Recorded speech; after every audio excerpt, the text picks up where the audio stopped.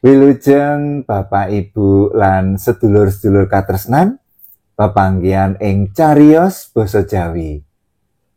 Kados pundi pawartosipun? Mugi-mugi Bapak Ibu lan sedulur-sedulur katresnan tansah sehat, semangat lan lancar anggenipun ngayahi pedamelan. Amin. Ing wekdal niki kula badhe ngaturi crita cekak anggitanipun Asti Pratnya-Ratri kanthi ira-irahan Payung Mata. Kados pundi lelampahipun? Sumangga sugeng midhangetaken.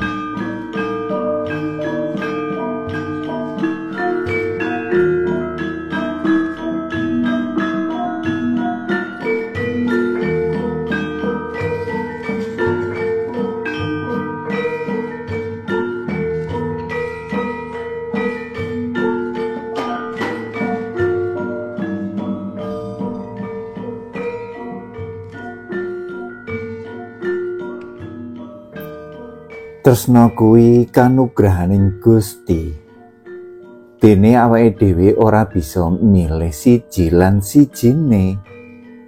Yen jaman semono aku tansah ngugemi rasaku marang Surya, kuwi merga aku pancen isih tresna marang dheweke minangka wong kang sepisanan dak tresnani.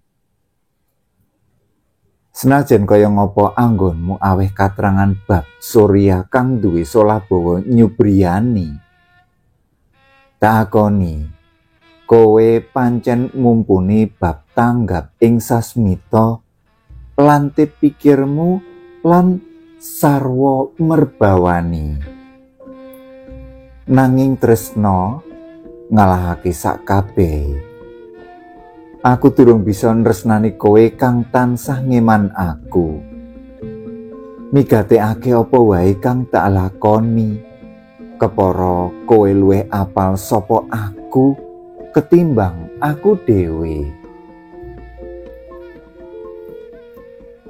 Dek, sawise skripsiku rampung, kowe tak lamar ya. Ora langsung ijab, nanging tukar cincin dhisik minangka pangiket aku lan sliramu. Gawang-gawang janjine Surya sing lamis. Aku ora bisa janjeni apa-apa, Dik. Kuwatir yen janji iki wurung lan mung lamis ing lambe. Nanging tresnaku tulus terus ing ati tan ana pamrih. Aku ngeman kowe tenan. Aku isih duwe ati, Dek. Dene Surya. Yen kowe ora percaya marang kang tak jlentrehake, ora apa-apa. Nanging muga-muga sawijining dina sadurunge kelakon rembug, sliramu bakal meruhi apa kang nate tak andharake. Suaramu tumeling ana telenging kuping. 2 taun wis lumaku. Tatu ati merga apa kali Surya durung ilang babar pisan. Satemah atiku ketutup tumrap sapa wae kang nyoba ndodhok. Lara iki isih nabet jero banget.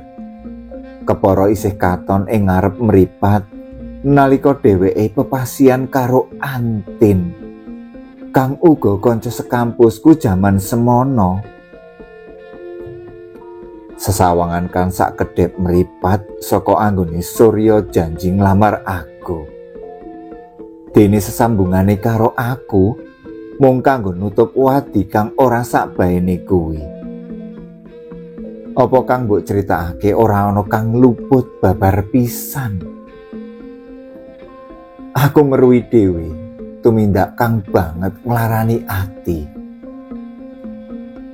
Dene yo Surya, wis tega ngapusi aku sasuwene iki. Tresna kang sundul wiyati. Gene omong lamis lan cidra ing tumindak nista.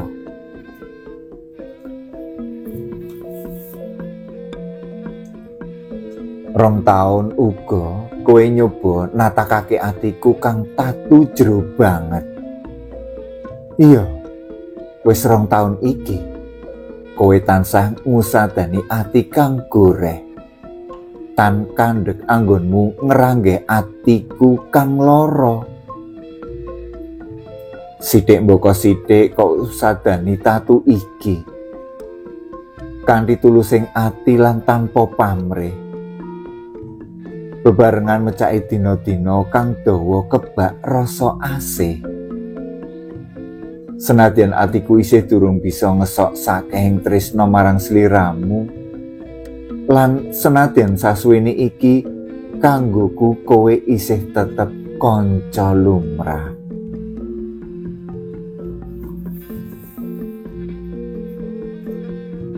Wis seminggu rasane nglangut. Cerita-ceritamu ngenani simbalan adimu, ngenani pasien kang maneka warna pokal lan jejalukane ing rumah sakit jiwa kang kok enggo praktek. Aku krasa kelangan banget. Kene tresna kuwi nyelowati, ora bisa dibadhe pungkasaning cerita lan rasa. Kanggoku senadyan durung bisa ngesok kabehing rasa, nanging kowe minangka usada kang miyak lara lan nggaringake tatu.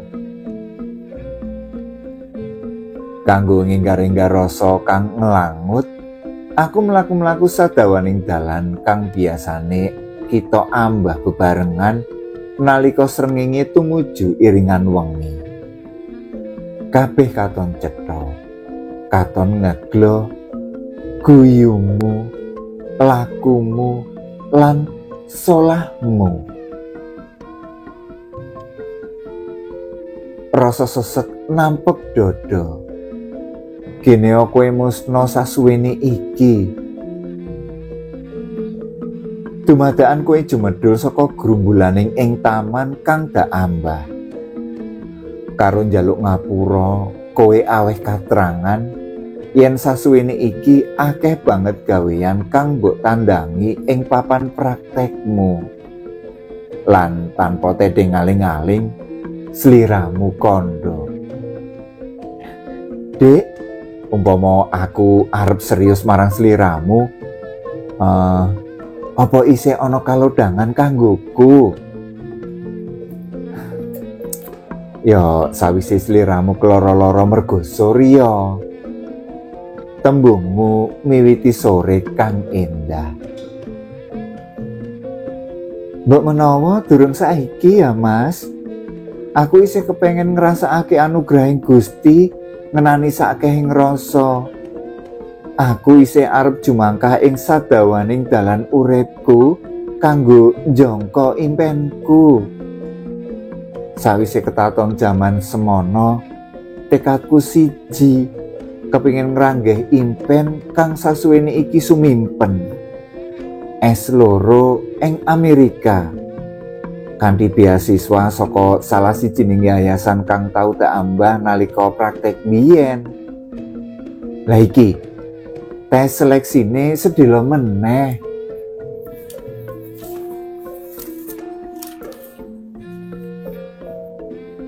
Wah, jan elok tenan pikiranmu ya, Dek. Gini ora puntes impenmu, nadyan surya wis tau natoni atimu. Ucapmu sumringah. Yen ngono, yen kowe karenan ing ati, aku bakal ngenteni mulehmu saka negara pamansam. Aku dadi duwe krentek uga kanggo nerusake studiku dhewe. Sok emben ketemu meneh ing sangarepe tugu kene ya. Ujarmu tak wangsuli kanthi esem manis. Wekasane aku sida mabur menyang Amerika nerusake studiku kanggo nggayuh Magister of Economy. Dene sliramu nerusake studi S2 ing salah sawijining universitas negeri kang kondang ing babagan ilmu kejiwaan. Senadyan adoh nanging ora pedhot anggone kirim-kiriman email. Nganti ora krasa aku kasil kawisuda minangka Magister of Economy. Kepengin gage mulih lan ketemu sliramu. Ngesok saking rasa kang dak sidhem suwene 2 taun iki. Sawise ngesok kangen karo sanak kadang, aku netepi janji teko ing tugu kang mbok janjekake mbiyen. Kowe wis katon lungguh ing kursi taman cedhak tugu. Mapak aku kanthi esem khasmu. Cerita ngalor ngidul ora ana enteke. Isih kaya mbiyen nalika sliramu nyoba ngluluhake atiku. Ora ana kang malih. Tansah prasaja merbawani lan nyenengake.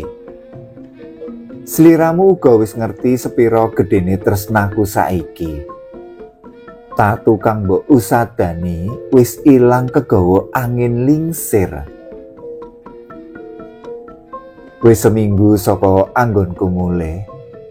Wis seminggu uga awake dhewe mlaku bebarengan ing sadawaning taman kutha kang eyup lan endah. Dina Minggu, kowe mbaleni tembung kang wis tau dak semayani nalika semono. Dek, yen saiki aku kepingin serius, kowe ora kabotan to? Pitakonmu karo genggam tanganku. Yen saiki loro ati wis ilang, impen wis kawujud senadyan durung kabeh. Nanging aku abot banget, Mas. Ujarku serius, ndadekake ulatmu katon mendung. Lah kok isih abot? Kandamu sajak cuwo.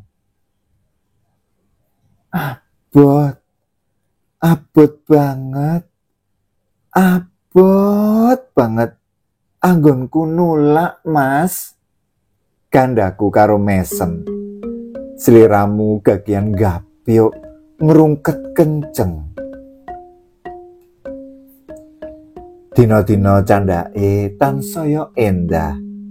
Sinambi nata pegawean anyar, sinambi ngrancang mengarep ing dina kang banget diarep-arep. Lamaran. Ora let suwe sliramu sekeluarga saka Surabaya nglamar aku. Kabeh sarujuk. Anggone ijab taun ngarep ngepasi sliramu pindah tugas menyang kuthaku. Sawijining dina aku ditimbali simbah kakung. Saja ana kang wigati banget kang bakal dingendikake. Ing kono ora ana sapa-sapa kajaba aku lan simbah.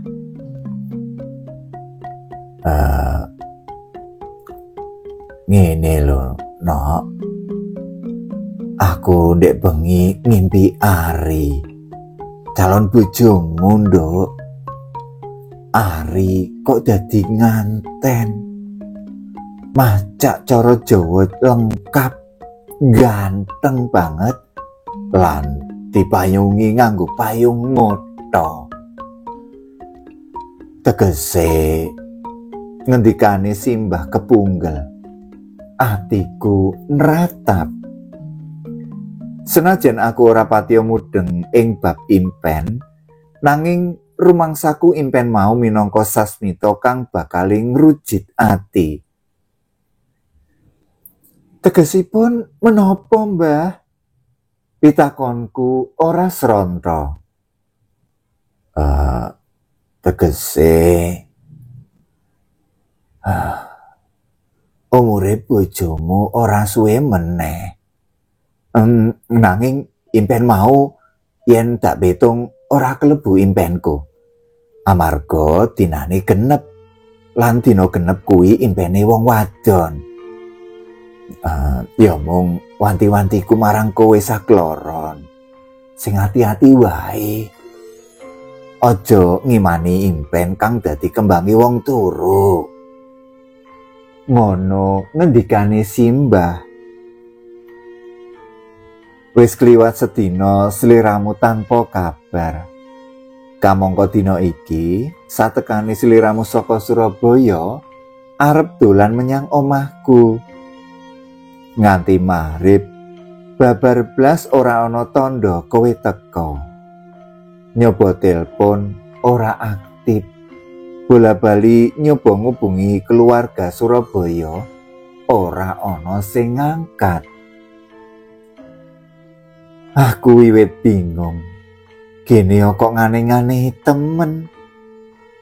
Tanpa mikir dawa, wengi iki uga aku mangkat menyang Surabaya mawa kereta api ekspres. Tekan ngarep omahmu katon gendera putih. Batinku ngudarasa.